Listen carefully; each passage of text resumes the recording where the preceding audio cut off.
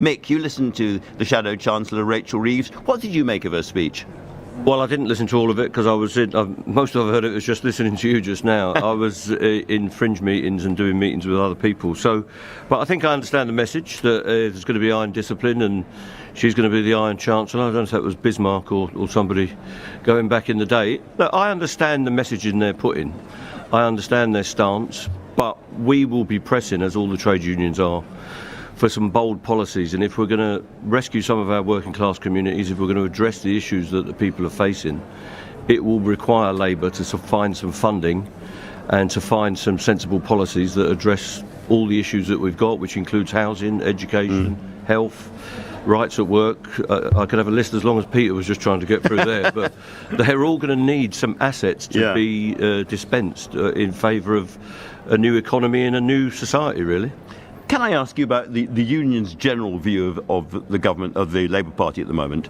Because listening to Angela Rayner yesterday, when you listen to all the offers on workers' rights, on extending collective bargaining right across the economy, on new rights for trade unions, on ending the hire and fire economy and the gig economy, it seems to me to be a very ambitious set of ideas to be implemented very quickly.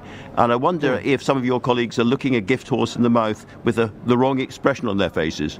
Well, we're not. I speak for my union. I take a strong line on this. We need a Labour government, and the Labour government we're going to get is led by Keir Starmer. We've got to get Keir Starmer in to get Rishi Sunak out, and that is in the interest of the country. The programme they're putting forward on our two big areas, transport, public transport, and workers' rights, are good starts, and I've met with ministers in my time here. That's why we're engaging, or shadow ministers I should say, Freudian slip there, but who we hope are going to be ministers, and what they're saying is really encouraging. The meetings are packed to hear these details from trade union officers and trade union activists and Labour Party members. They're really keen on this, and the message from Hamilton and Rutherglen last week was what was coming back on the doorstep was that we need this new deal for workers. People are sick and tired of being exploited. They're sick and tired of precarious work, 0 hours, all that stuff, and low pay, of course.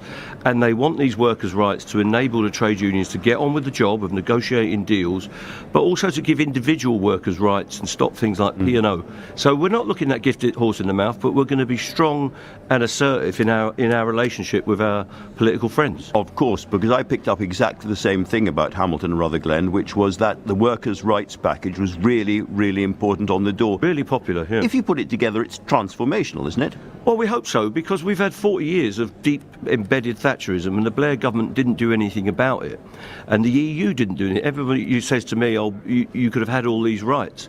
All of the anti-union laws that we've had in Britain and all of the dilution of workers' rights came to us during the EU period.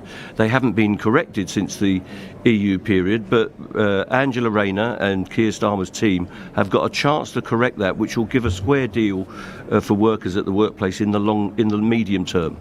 I can't really imagine a gathering that has involved so many top CEOs from the private sector and Mick Lynch and everybody happy together. Remarkable. Well, I haven't met the CEOs. They don't tend to be in with me, but I do meet them in the course of my work. But of course, these CEOs are here, especially from outsourcing companies. Because they smell power. Well, they smell that they want to get these packages diluted, and that's the tension, the tug of war. It's a more than one-dimensional tug of war.